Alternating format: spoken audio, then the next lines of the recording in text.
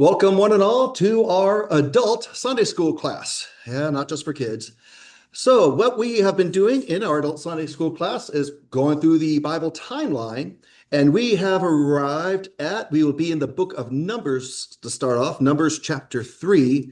We are looking at the events of Israelites being freed from Egypt, having come over to Mount Sinai, and right now they're at the base of Mount Sinai, getting their instructions from God before they go and enter the promised land and settle in where in the time of Judges and all that will take place. So let's get our visual aids going because I'm a very visual guy and I need these and I hope they help you all as well. So thanks to Google Earth, we've got this timeline here. We've got this. Let's see, where do I want to start? Was that how you have all those done according to the timeline? Yeah, we're going, yeah. No, I should have known that. Yeah, you should have known that. I'm very nerdy and anal and It's a chronological Bible. Yeah. So, and when he gets a new Bible, I'm sorry, I'm telling you. Oh, that's So yeah. when he gets a new Bible, he'll write the dates up top. He makes notes and he'll write all the dates, so everything he knows where the dates are there. Did you see chronological virus? Bible, yes, a chronological Bible. I have a few afflictions too that are So. chronic, not chronological. So like Godfather movies, we have to watch the beginning of part 2 first, then we have to go to part 1, then we watch the end of part 2, and then the beginning of part 2, and then part 3. Anyway. Yeah. Well, part 2 splits back and forth throughout. So, They actually did a release on VHS in like 1991 or something like that. That did, yeah. Anyway, sorry, chased a rabbit. Yeah, but that's me. And but it helps. It does help. It does help. Yeah. Well, I joke that I'm so OCD, I spell it CDO, so it's alphabetical. But for me, there's this phrase out there called love languages, where different ways of presenting things click with different people. Some people are more verbal, some people are more visual. For me, I'm more chronological, I guess, cause and effect. And also what I like about that is seeing things that are happening at the same time. While this is happening here, what's happening over there, and how are they impacting each other? I like to say that we're looking at, this is a Bible, not a bubble. The events of the Bible were not bubbled off to themselves while the rest of the world was going on. The events of the Bible, the people in the Bible were in the world around them. And the world around them had an effect on them. They had an effect on the world around them. So yeah, that's just the kind of the way I roll. And I pray that presenting in a way that kind of helps me understand, makes sense, kind of helps shed some light on some things and fill in some blanks and all of that. Yeah. It's probably easier to find the slides too. It is easier to find the slides too. So zoom out. He's got the whole world in his hands. We are here. So, in Numbers chapter 3, so here's the Mediterranean, there's Egypt, here's the Sinai Peninsula, this is Saudi Arabia, and up here is the Promised Land. So they've come out of Egypt. They left in the year 1446 BC, by the way. So they left on the Hebrew calendar, Nisan the 15th, after the Passover event on the 14th, and crossed over here. It took about 18 days to get here. And there were about 2.5 million of them, by the way.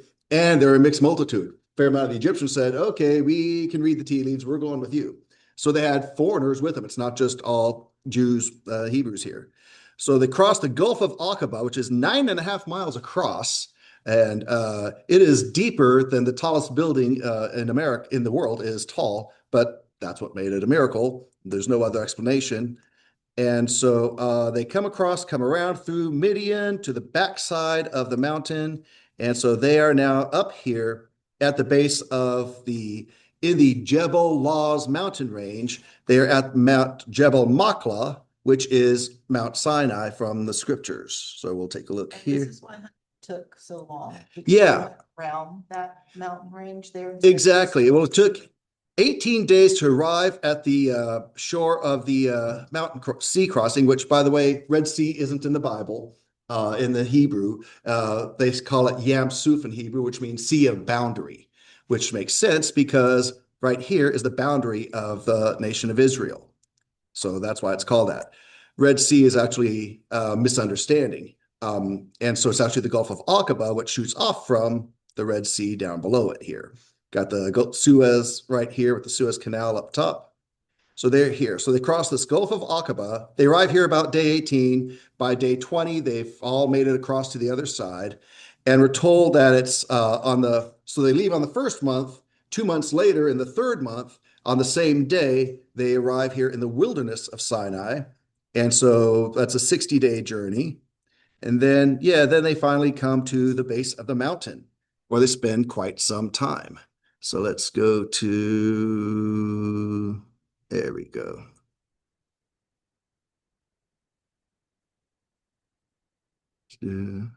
Start the slideshow from here. Okay.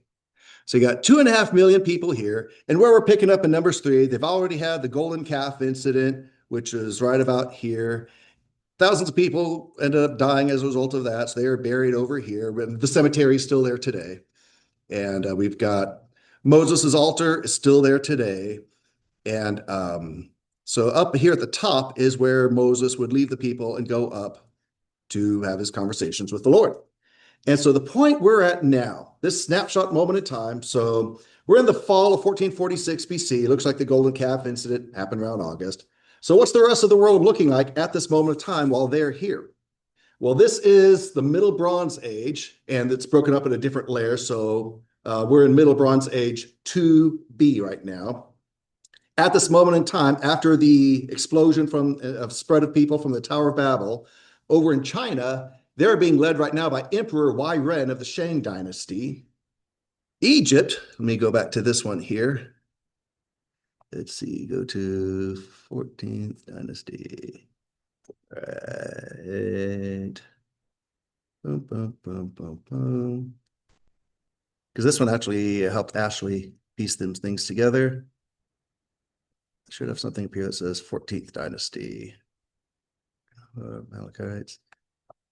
There it is. So, yeah. So if we look at this going from the bottom to the top, we're going forward in time. This shows dynasties of Egypt. Now, there's been a correction to the timeline of Egypt that most people have not accepted. But there's this guy, this Egyptologist named David Roll.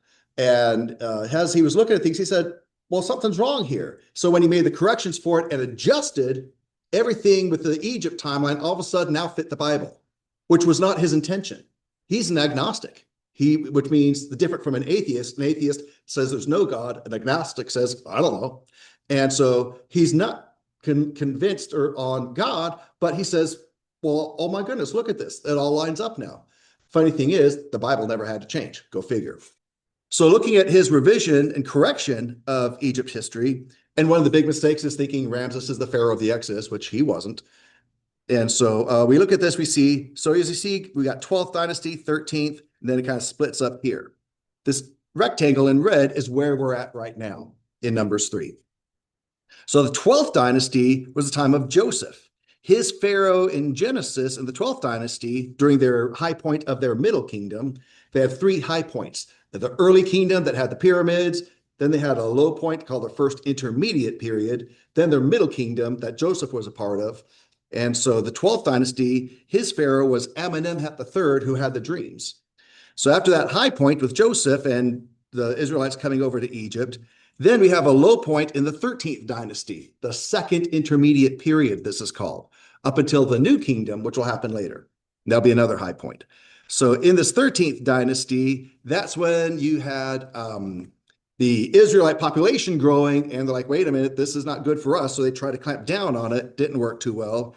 Hammurabi of Babylon, famous for his law code, was around that time. So Moses is born in those conditions and grows up to be 40 years old, runs away after killing an Egyptian, spends 40 years in the desert. Then at 80 years old is called to bring the people out. So that's the rectangle we're in here. So there's the Exodus during this 13th dynasty, and Pharaoh Dudimos II was the Pharaoh of the Exodus. Looks very likely like he was lost in the sea crossing. And so what happens is some foreigners come in, and including the Amalekites that fought with Israel, they join up with some others, come in, and they come to the north of Egypt and push the native rulers further down south. So the 13th dynasty is down here in a huddle in the south, while in the north, they're being taken over by what are called the Hyksos. And there's two groups of Hyksos, an early and late. This is the early or lesser Hyksos. So that's where we are right now. So the early Hyksos is the 14th dynasty. So at the same time, we've got the 14th and the 13th. Later, there'll be a 15th dynasty of the native Egyptians in the south, and then followed by a 16th dynasty of native Egyptians in the south. There'll be a 17th dynasty of these foreigners, greater Hyksos later on.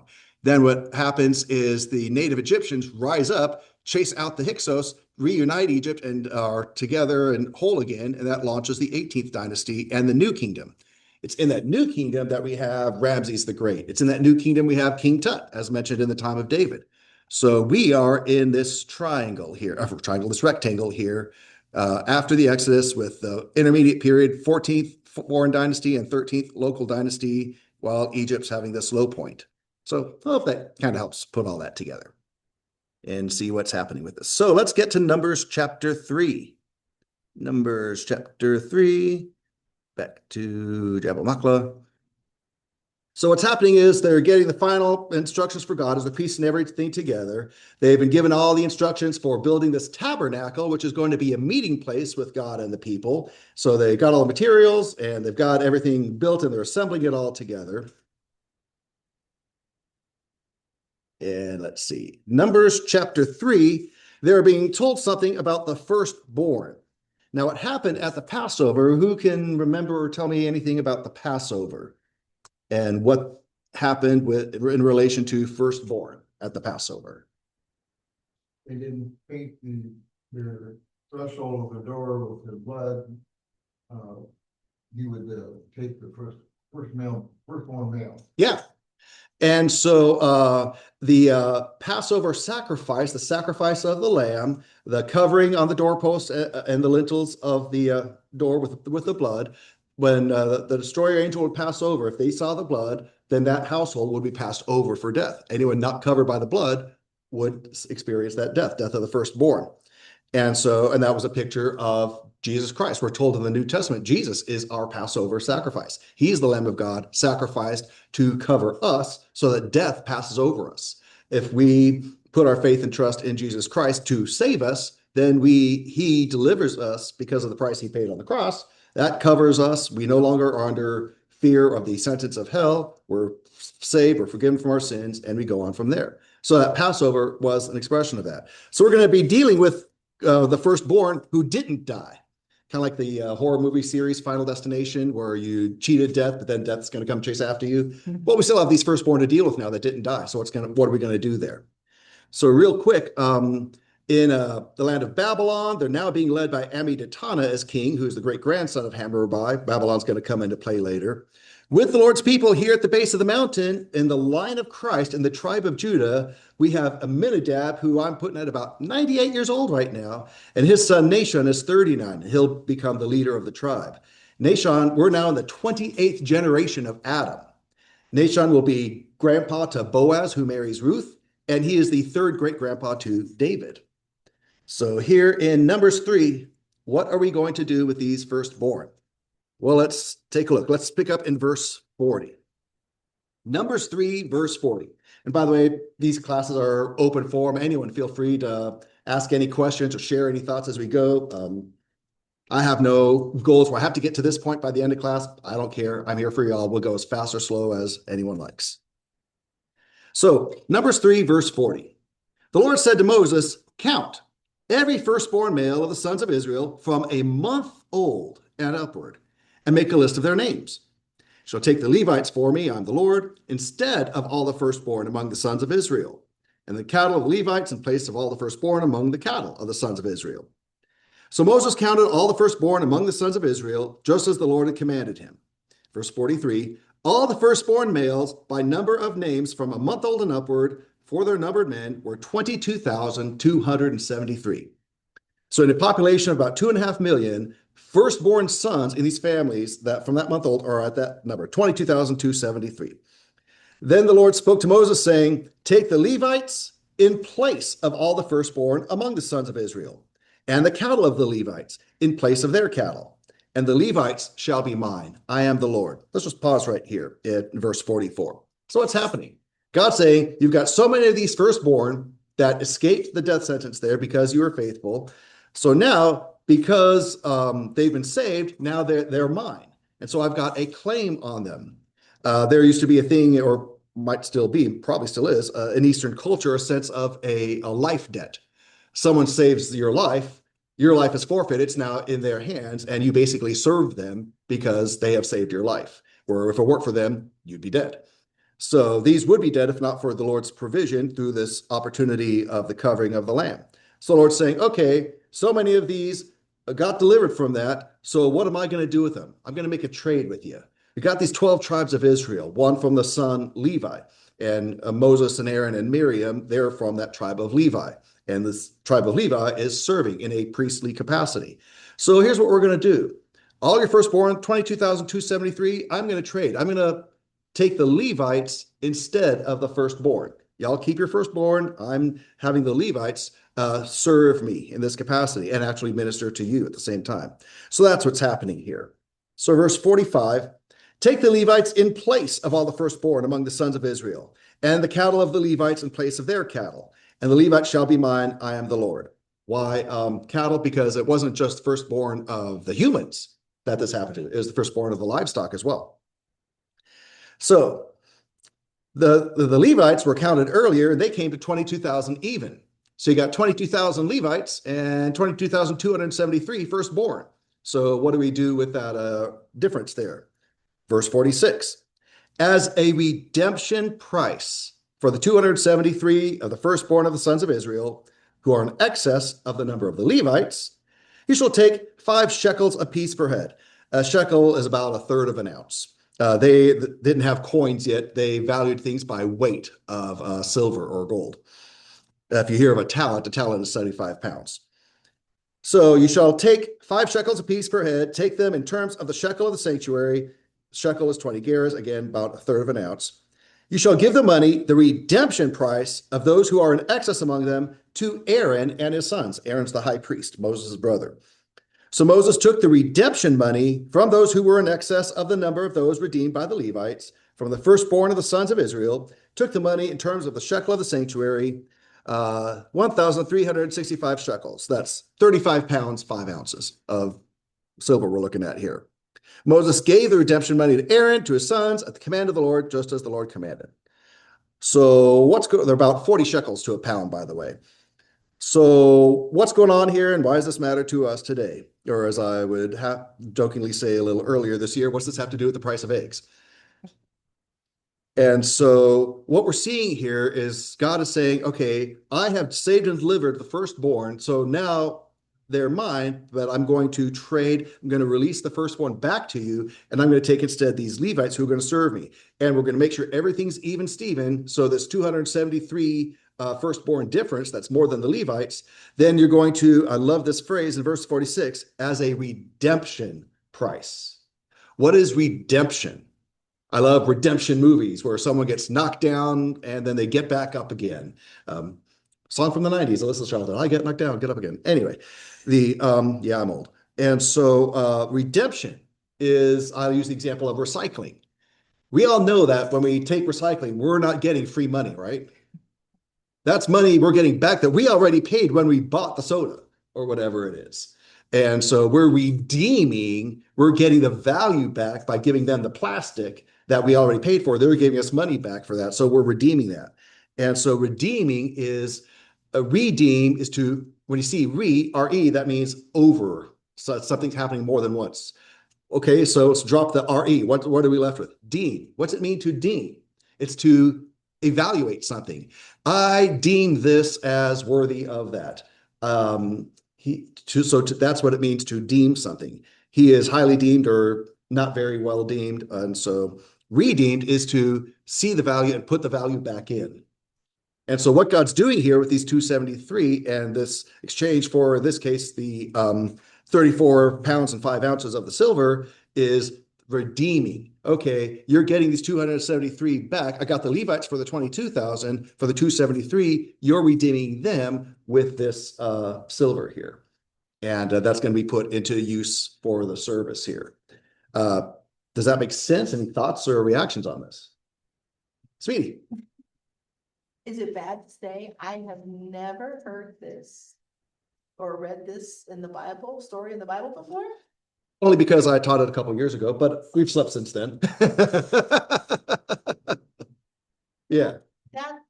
I mean, I guess, yeah, maybe I was in the back. I don't know. No, that's just incredible, to me. And I mean, I've got lots of thoughts in my head. That's why we're here. What a beautiful story.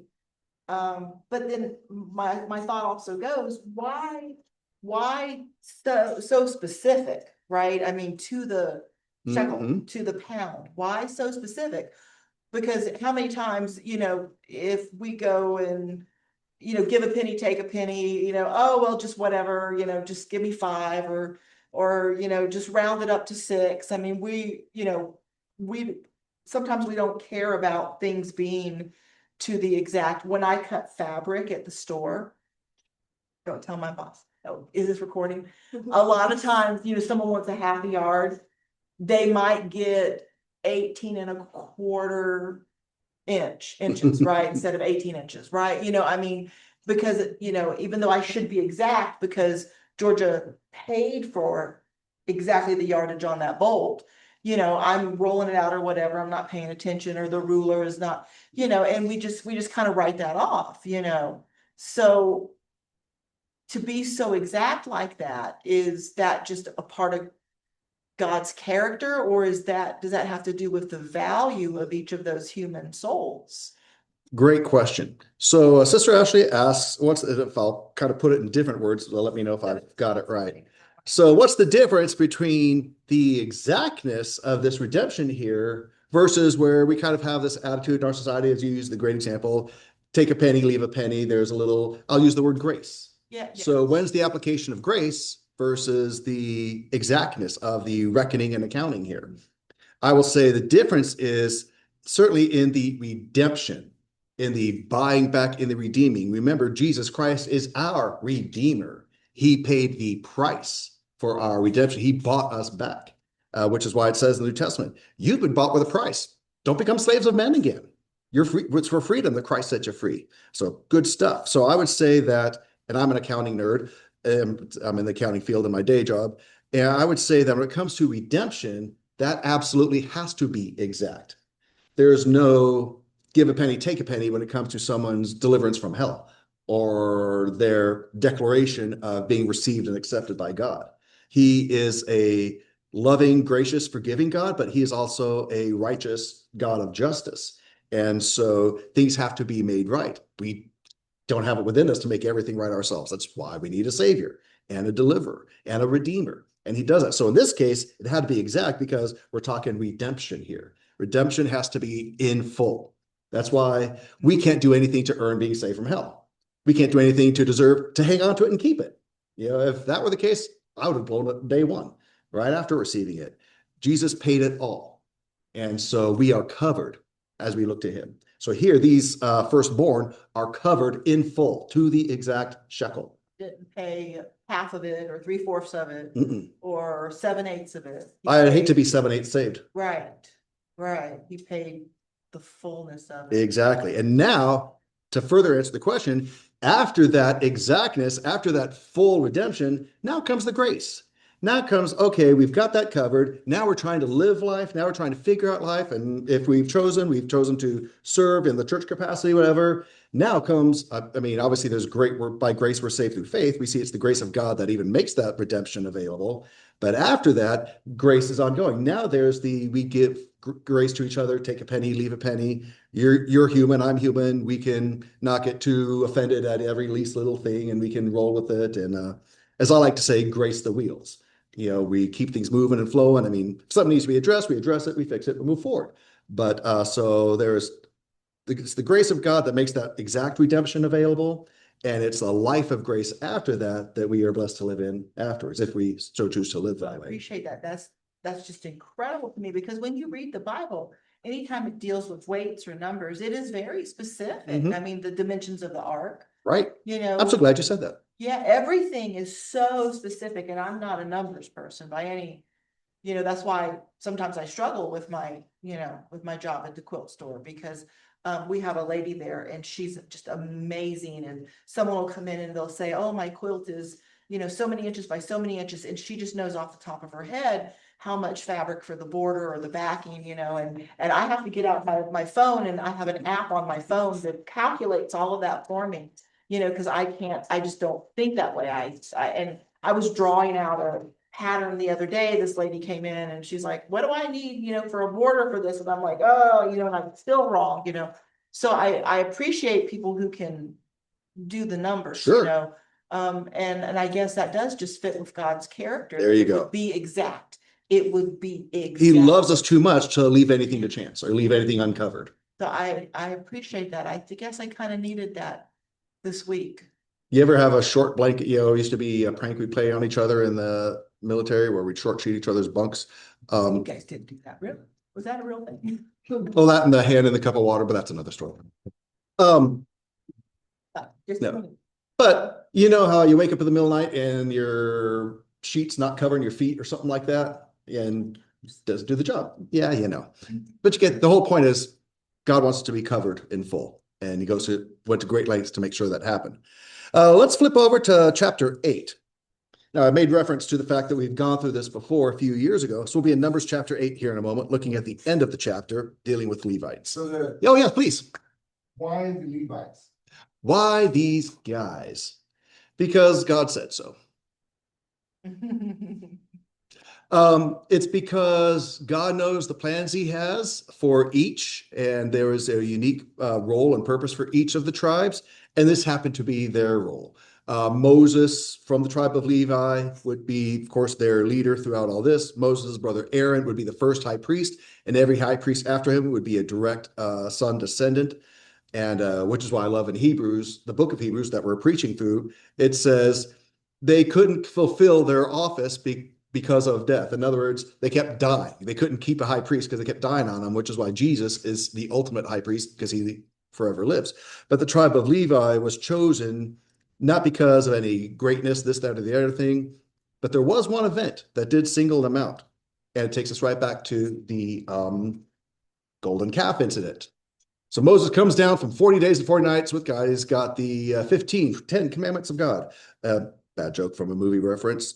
He sees the people with the golden calf, crashes the tablets, which wasn't just a fit of anger. He was saying, okay, they've blown this covenant that we were committing to and agreeing to before it was even finished. And so he's saying, hey, there's Sister Catherine. Great to have you with us. And so what happened at the golden calf incident is Moses said, okay, whoever's for the Lord, come over here. And it was the tribe of Levi that came and said, okay, let's take care of business. Some have been unfaithful to God. We need to kill the guilty and get some things ship-shape here. Keep in mind, important to say about this, that everything that the people are doing here and that God's doing with them is voluntary. They are free to walk out anytime. And so they are voluntarily committed themselves. They've been saved by the Passover episode. They've been baptized through the sea crossing, as Paul describes it in 1 Corinthians 10. So they've made this commitment. They're entering this covenant relationship. It's actually a wedding betrothal ceremony here at Mount Sinai. They've got the covering of the arch with the covering of the cloud of God. They have the marriage feast with the elders on this plateau at the top of the mountain. And they have the reading of what they are committing to, and they make the vow, yes, what God says we'll do. So very much a wedding picture here. And God says in the Old Testament, you'll no longer call me master, you'll call me husband. The land they're going to is called Beulah land, which means married. And so this imagery of Christ being the husband and the church being the bride in the New Testament, it's that same concept. And so the Levites at that point separated themselves and being willing to lead out and getting things right for those who had dishonored what they had voluntarily agreed to. And so I think that was one of the standout factors of this. But of course, God knew from the beginning what he was going to do anyway. Does that kind of help with that? Yeah. Cool. Let's check out Numbers 8, dealing with these Levite folks here. And then we'll go to a visual aid, because that's the kind of guy I am. Numbers chapter 8, let's pick up in verse 23. Oh, by the way, before we read that, I mentioned that having taught through this a couple of years ago. What we did a couple of years ago is we went chapter through chapter, word for word, all the way through these books, through the timeline from creation to the time of Judges and Ruth. And that's where I paused. And I've taken us back through. And what I'm doing with this time around, I'm doing not again a repeat of the word chapter for chapter, word for word. I'm bringing out a focus on the science and the real world history behind these things. There's this thing called apologetics, which is the explanation and the answering to questions that people have about these things. Genesis 1 through 11, creation and the tower and the flood and Tower of Babel, all that stuff really, really happened. Yeah, it really, really did. Is the earth really that young? Yes, it really, really is. And there's all the science and stuff to show that. Faith and science actually go very much hand in hand. And we're not contrary to science. Our faith is based on fact.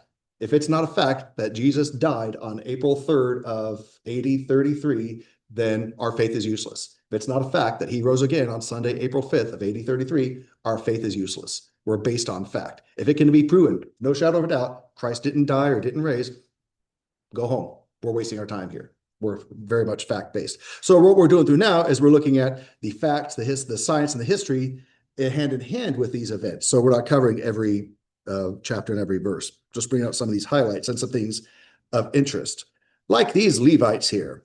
So Numbers 8:23. Let's check this out. Now the Lord spoke to Moses, saying, "This is what applies to the Levites. From 25 years old and upward, they shall enter to perform service in the work of the tent of meeting. But at the age of 50 years, they shall retire from service in the work and not work anymore. They may, however, assist their brothers in the tent of meeting to fulfill an obligation, but they themselves shall do no work. In this way you shall deal with the Levites in their obligations." Retiring at 50. Called up retired. You picked up on it, brother. Yes.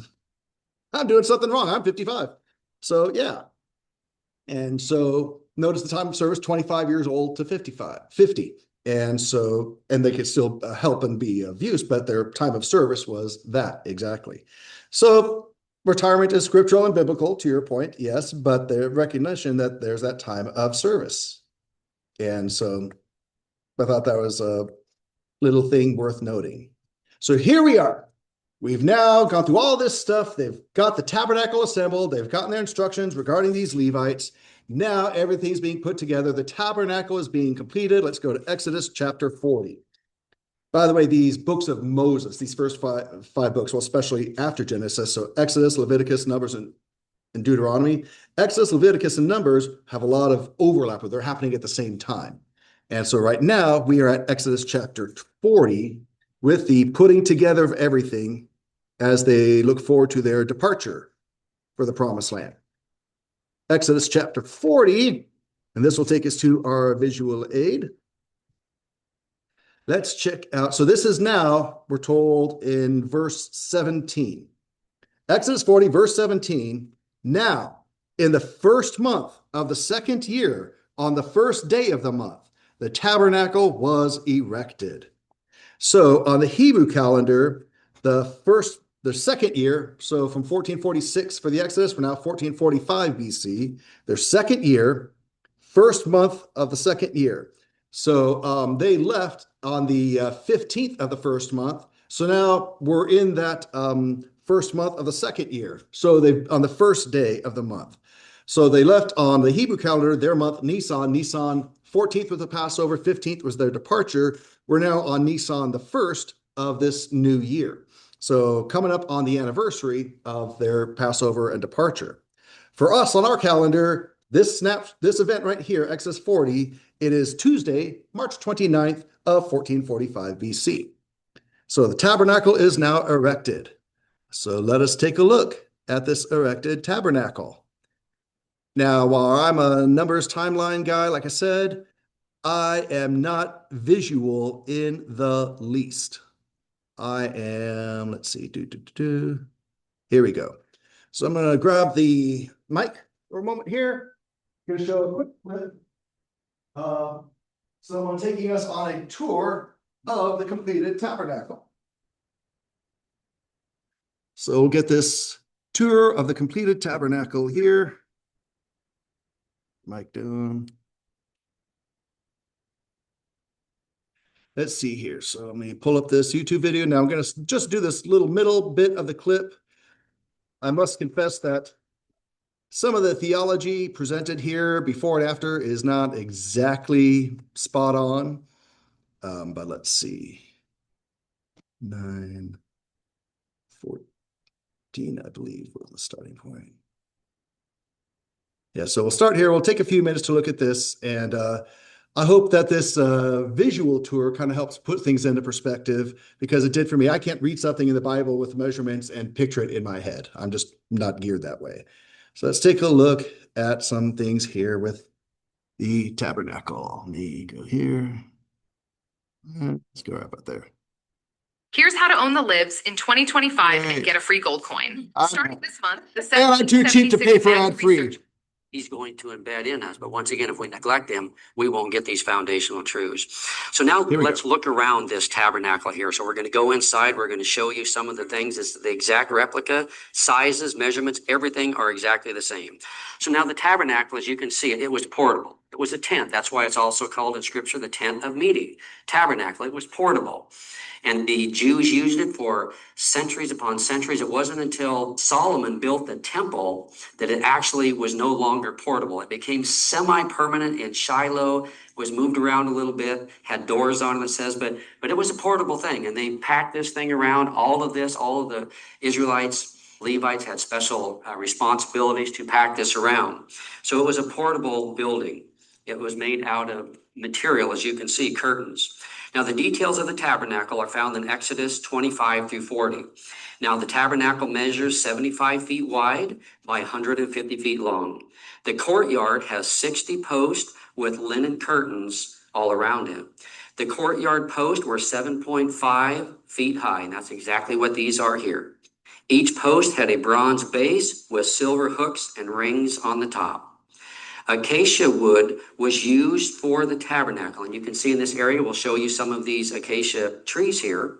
The eastern gate, which was the entrance, had 4 posts and a colored curtain. Now, interestingly, when Solomon built the temple in Jerusalem, the eastern gate also faced the entrance to the temple.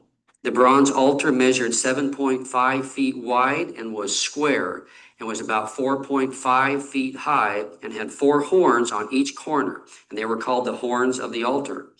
The bronze laver or wash basin was made from brass. The holy chamber measured 45 feet long by 15 feet wide by 15 feet high.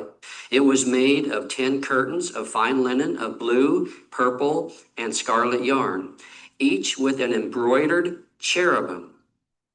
Inside was the holy place, which measured 15 feet wide by 35 feet long, and it contained the menorah made from a single piece of gold, the table of showbread, representing the unleavened bread of the first Passover, and it measures 36 inches wide by 18 inches deep by 27 inches tall. There were 12 loaves of bread, which represented the 12 tribes of Israel. There was the altar of incense, which measured 18 inches square by 3 feet tall. Only a special kind of incense was to be used. The priest wore white linen robes with a colorful sash. The high priest wore special garments, a turban, ephod, breastplate, and robe. The breastplate contained 12 stones, each representing the 12 tribes of Israel. There were bells and pomegranates at the bottom of the robe, so that when the high priest went in once a year, the bells were to help the people outside to hear that the high priest was still alive while inside. So now we go inside the Holy of Holies. Only the high priest could enter the Holy of Holies once a year. He had to be purified from all sin before entering. Inside the Holy of Holies was the Ark of the Covenant, which measured 45 inches wide by 27 inches deep by 27 inches tall. On top of the Ark of the Covenant was the mercy seat, which measured 27 inches high. Molded to it were 2 winged cherubim angel figures made from 1 piece of gold. Inside the Ark of the Covenant was the stone tablets, which had written on them the 10 commandments by the literal finger of God. It had Aaron's rod that budded and a jar of manna. So what's amazing here about this courtyard area and the inner chamber and the Holy of Holies is that the Levites, the priest and the high priest were the only ones who could come into the courtyard. The rest of the Israelites could not. They couldn't even come very close because of the holiness of God. So the Levites who helped, the priest and the high priest could enter into the courtyard. And then only the priest and the high priest could then go into the inner chamber. And then only the high priest once a year on Yom Kippur could go into the Holy of Holies. So it just shows the holiness of God and this truth that God wanted to embed, that he is a holy God, and to come to him, sinful man has to be right before him. So what are some... So any reactions, thoughts, or questions on that little bit there? Yeah. That gives you, you know, better visual. Right. I know we went through it, you back Oh, you remember and that? going by a picture, you know, in the dimensions and. Yeah. I had back in the day, I had Brother Travis and Brother Madrano out here with the tape measure going into that's what that was. Showing the measurements from the Bible. So yeah. But that didn't help. No. Yeah, I mean, it was that, and they actually built that? Yep. That's out in. That's where it is, Where- north. There. Yeah, that's in Israel. Or here's the Red Sea. Really? Yeah, so they built that a little further north up there. This isn't where they're doing all the fighting though. No, not right now. That's a little further south. That's where the Houthis were. That's at the bottom of the Red Sea. Are these Or the tourists? so. Yeah, you can go there. That's that's where he was. okay. Yeah, exactly. Yeah, cross. Oh, Yeah, no bridges. Ashley doesn't do bridges. Oh, not over water anymore. Or planes or. So in closing up for today, let me go ahead and grab the others. The doorbell, I didn't hear anything. I can go back. Are the batteries? Yeah, Batteries. possibly. So he mentioned something about the guy presenting this, about God being holy and us needing to be holy, be made right to approach him or come to him. This is not, when we actually read the Bible, and this is where sadly a lot of religious people get God wrong, which is why Jesus had to correct a lot of things. He wasn't correcting the Old Testament, he was correcting what people understood about the Old Testament, misunderstood about it. He said the intention all along was this, that God recognizes our imperfect state, and he loves us and provides a way to come to him. It's his way that he has the authority to provide, and it's up to us to come to him in the way he provides. It's not legalism or any of us holding the standard or judging anyone else. It's a case of God provides a way to come if we will come to him on his terms. And us, who are only here by the grace of God ourselves, need to treat each other and others with that same grace. And we're not better than anyone else because we're saved, if we are. We're not better than anyone else if we're baptized members of the church, if we are. We all need the Lord, and we all come to the Lord in our own time as we allow him to speak to us and work in our lives. The key is God provides a way, and everything here was pointing to Christ. And you can take the time, and others do a much better job than I do, of breaking down each of those items. The manna in a jar that's in the Ark of the Covenant there. Jesus said in John 7, I'm the bread of heaven. Your fathers ate bread in the wilderness. They still died. I'm the bread where if you partake of me, you'll have eternal life. And so the bread, the menorah, the light, light of the world, all these different things were pointing to Christ, and for these people to see their need for a deliverer, a Messiah, a Savior. FYI, Messiah in Hebrew means anointed one, and it's the exact same word that we have in the Greek from the New Testament, Christ. Christ and Messiah are the exact same word. One's Hebrew, one's Greek. They both mean anointed. Jesus is the anointed one. So when we christen a ship, break the bottle of champagne over it, we're anointing it. We're christening it. That's that same word, Christ. Yeah. And so, from here we will go to, actually, let's go. We got time for this. Let's Exodus chapter 40 still. Let's go a little further to the end of the chapter, end of the book even, though there are some events that happen later that are mentioned earlier. The Bible's not written in chronological order, by the way. Not all the books are put here in chronological order, but even within the books, they're not written in the order that all the events happen. That we're a little more anal about that in the Western side of things than they were back then. So we're told in Exodus 40, when everything's assembled, let's look at verse 33. He erected the courtyard all around the tabernacle and the altar, hung up the curtain for the gate of the courtyard. So Moses finished the work. Verse 34, then the cloud covered the tent of meeting. The glory of the Lord filled the tabernacle, and Moses was not able to enter the tent of meeting because the cloud had settled on it, and the glory of the Lord filled the tabernacle. And we'll go on from there about their journeys from here. So here is God honoring what they have put together, following his guidance. And now God is showing that he is with them in this presence of the cloud. Just as they were led on their journey by the cloud of fire by night and cloud by day, so too God is showing, I'm honoring you, I am with you. The phrase tabernacle means dwelling. I want to be tabernacling, I want to be dwelling with you. They would celebrate a Feast of Tabernacles, where for a week, they'd have their own version of church camp. Of course, they did it in October, which makes a lot more sense. I know we have school years and things like that, where they would go out and they'd camp with God for a week. They would tabernacle with him, being reminded of God being with them in their wilderness journey. Revelation talks about when Christ comes back, it's going to be a period of the time of tabernacling, living and dwelling together with God. So that common theme is running through it. So here's God in this cloud saying, I'm with you, wanting to be with you, wanting to draw you to me, and for us to be together and me to be seeing you through. Good stopping place for now. Any other reactions or thoughts or questions on anything we've considered this morning? All good? Go RV in this tabernacle. There you go. A little more expensive on the gas tank, but yeah. All right, so we'll go ahead and stop our screen share and we'll stop our recording and we'll get ready to go before the Lord in song here in a bit.